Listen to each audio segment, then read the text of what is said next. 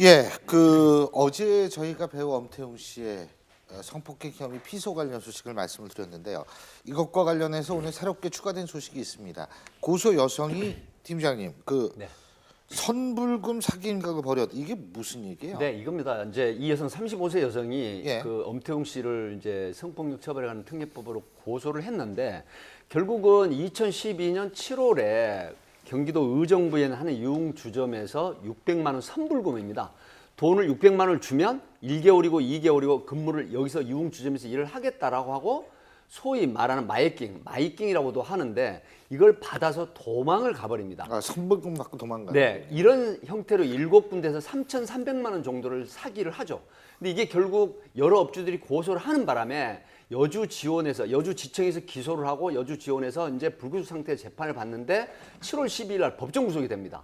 그런데 3일 후에 여주지청에 웬 고소장이 하나 날아옵니다. 이게 뭐냐면 엄태웅 씨로부터 내가 2016년 1월 달에 성폭행을 당했다. 성남 분당 오피스텔에 있는 마사지 업소에서 찾아온 엄태웅 씨에게 분명히 난 여기는 택배업소가 아니다라고 했음에도 불구하고 자기 말을 거역하고 성폭행을 해서 자기가 강간을 당했다. 이런 취지의 고소장을 접수되면서 이 여성에 대한 6개월이 지난 시점에 고소를 하는 부분 과연 증거가 있겠느냐. 그리고 박유천 씨나 이진욱 씨 같은 스타일로 역시 또 무혐의 되는 게 아니냐.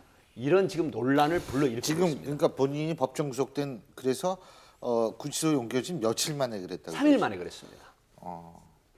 저는 예. 뭐 지금 진상을 앞으로 조사해봐야 우리는 말건 알겠지만 모르죠, 뭐 아무것도 그거는. 모르지만은 근데 이게 선불금 사기로 지금 법정 구속이 됐다는 거는 돈을 전혀 못 갚았다는 이야기거든요. 그 업소에.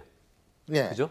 못 갚았으니까 이 여성으로 돈을 마련할 길이 좀 예.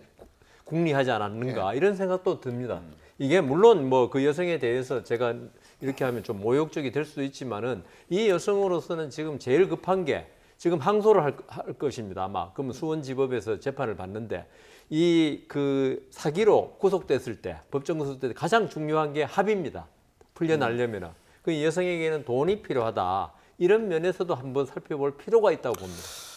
근데 어쨌든 1월 달에 당했는데 왜 하필 구속되고 나서 3일 있다가 법정 구속된 3일 있다가 그 구치소에서 그랬을 거 아니에요. 그죠? 고소장을 냈을 거 아닙니까? 이런 것들이 참 여러 가지 생각을 좀 하기 가능성을 생각하게 하는 건 사실인 것 같아요. 그래서 좀 여러 가지 가능성에 대해서 말씀하신 것처럼 여러 가지 가능성이 제기가 되고 있는데 그 중에 하나가 지금 판사님 말씀하신 것처럼 바로 그러니까 본인이 풀려나기 위해서 합의금이 필요하다 보니까 그 돈의 마련, 금전의 마련을 위해서 엄태웅 씨 측에게 어떤 물밑 합의를 제기했던 거 아니냐. 그래서 돈을 확보하고자 했는데 그것이 잘 되지 않으니까 어떤 이런 6개월이 지난 사건을 가지고 고소를 한 게 아니냐. 이런 부분이 하나가 있고요. 또 다른 하나는 지금 이 고소를 한 날짜가 7월 15일입니다. 그러니까 말하자면 박유천 씨의 이 성폭행 피소 사건이 1차 고소 여성 측의 무고 혐의로 그렇게 가닥이 잡혀가는 그런 상황이었어요. 일단락이 되는 상황이었어요. 그러고 7월 12일 날 구속이 됐으니까 그 전까지 상황은 다 봤을 거거든요. 그럼 분명히 굉장히 연예인을 상대로 한 성폭행 고소가 얼마나 힘든지 알 텐데도 이런 어떤 무리수를 뒀다? 그렇다라는 건 분명히 어떤 강력한 증거물을 가지고 있는 게 아니냐.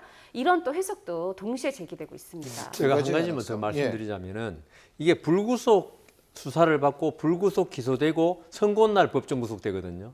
그러면 상당한 기간 수사가 있었고 그다음 재판정에서도 사실 합의한다 그러면 이 선고기를 연기해 줍니다. 판사로서는. 예. 그러면요. 이게 단기간에 걸쳐서 예. 이 엄태웅 씨한테 합의금을 요구한 건 아닐 것이다. 자기로서는 그 합의해야지 이게 선처를 받는 거 당연히 알고 있지 않습니까? 이 때문에 장기간에 걸쳐서 엄태웅 씨한테 합의금을 요구했을 수 있다. 그런 면으로 보면 이게 이해가 가는 면이 있는데 진실은 모르니까 제가 그렇죠. 솔직히 물론 그 말하기는 전제 힘드네요. 조건 또 엄태웅 씨가 모종의 예. 어떤 관계를 가졌다는 가정인데 지금 우리는 아무것도 모르니까요. 예. 예, 지금 알려진 바에 의하면 일반적으로 보통 일반인 여성이 또 유흥업소라고 해서 제가 비하하는 건 절대 아니지만 일반적으로 성폭행을 당했을 때 고소하는 내용은 강간을 당했다, 성폭행 당했다 이렇게 고소장을 내거든요. 그런데 본인 고소 여성은 자필 진술 고소장이 어떻게 돼 있냐면 제명이 성폭력 처벌에 관한 특례법으로 이렇게 명칭이 범죄 제명이 딱 특정돼 있습니다.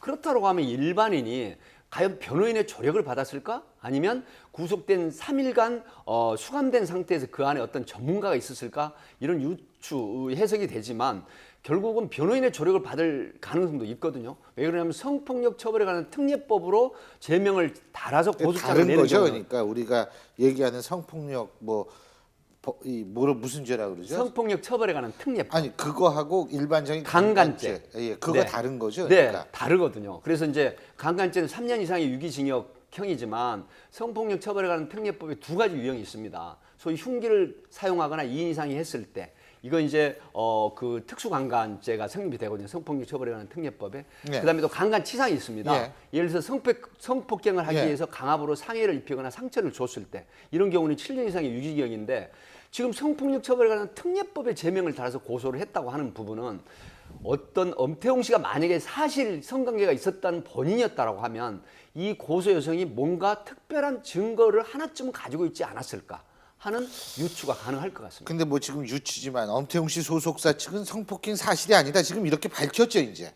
네, 그죠? 고소인의 주장이 사실이 아니다. 예. 그리고 이제 경찰 출두해야 하고 조사 받아야 한다면 성실히 임하겠다. 근데 이 부분을 놓고도 또 지금 논란이 많습니다. 어떤 부분이냐면은 그동안 박유천 씨 같은 경우 성관계 있었던 건 사실이다. 그러나 강제성은 없었다라고 한다든가 이민기 씨 같은 경우엔 클럽에 간 것도 맞고 여성과 어떤 그런 관계가 있었던 것도 맞지만 그런 말하자면 이게 이미 무혐의 처분을 받았다. 좀 명확하게 선을 그어 주었어요. 그리고 그런 부분에서 어떻게 보면 조금이라도 그런 어떤 자신감 있는 모습이 보였는데 엄태웅 씨 같은 경우는 어떻게 보면 이게 소극적인 대응이라는 거죠.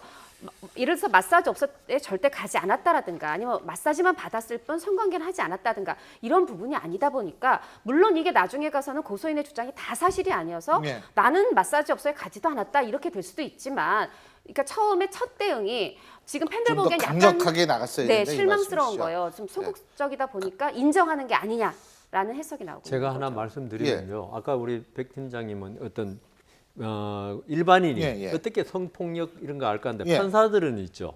일반인이 자기가 고소합니다. 변호사 이름이 없이 너무 전문적인 법률 용어로 쓰면 이게 좀 자기적이 아닌가 이런 의심을 하는 게 있습니다. 그래서 오히려 이 부분이 그냥 소박하게 강간 그냥 성폭력 이랬으면 이 진심이구나 하는데 이렇게 너무 전문적인 용어를 쓰면요 오히려 의심을 합니다. 예. 지금 우리 홍 기자님하고 의견이 좀 비슷한 부분이 있습니다. 현재 제가 취재를 이제 여러 가지로 해보니까 엄태웅 씨가 드라마 종영 후에 부인과 가족들과 함께 해외여행 중이라고 합니다. 그런데 엄정아 씨, 누나죠. 엄정아 씨가 소집령을 내렸다고 합니다. 빨리 들어와라. 그래서 이거 대책을 세워야 된다. 그런데 소속사인 K모 소속사에서는 엄태웅 씨가 긴밀한 연락을 하고 있겠죠. 그런데 강력한 부인을 안 합니다.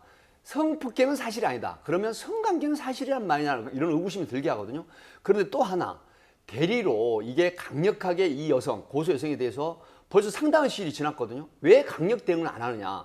무고로 강력 대응을 해야 되거든요.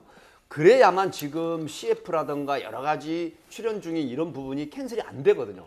그럼에도 불구하고 성폭행은 사실이 아니다라는 이런 반론만 내지 성관계 자체가 있었다 없었다 그곳을 가지 않았다 갔었다 이런 얘기가 전혀 예. 없거든요. 예. 그래서 저는 예. 개인적으로 만약 여기에 자신이 있으면 빨리 강력 대응 무고로 고소를 하는 게 일단은 위에서 이게 좋은 일이다. 정신이 없어서 예? 일단은 뭐 이게 아니다 이렇게 할 수는 있죠. 그러니까 저희가 뭐 사실로 드러난 거 아무것도 없고 지금 이제 경찰이 수사를 하고 있으니까 그걸 지켜볼 수밖에 없는데 어쨌든 참 6개월 지나서 고소하는 것도 참 아주 보기 드문 경우라는 생각은 분명히 그리고 들고요. 또 하나 보기 드문 예. 경우는 이제까지 간단하게요. 연예인과 달리 예. 유부남이라는 사실입니다. 또 예. 아내와 아이의 얼굴이 육아 예능을 통해 아, 드러났고 더 맞습니다. 안타깝습니다.